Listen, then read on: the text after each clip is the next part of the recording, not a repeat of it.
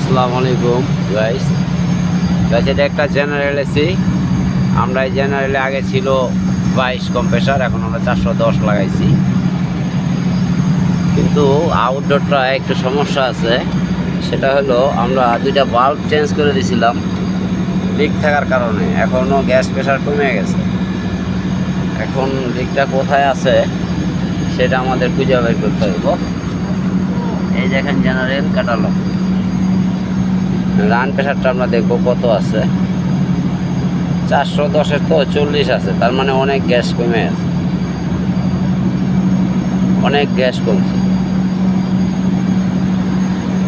Okay viewers, আমাদের এখানে অনেকগুলো এসি আছে, সবই জেনারেল, সব এসিগুলোই জেনারেল। এর মধ্যে গিরি আছে, কিছু কিছু আছে গ্লান্স ইনভার্টার, যেমন এই যে এটা গ্লান্স ইনভার্টার। এখানে আপনার ক্যাপাসিটি দেওয়া আছে কত কত।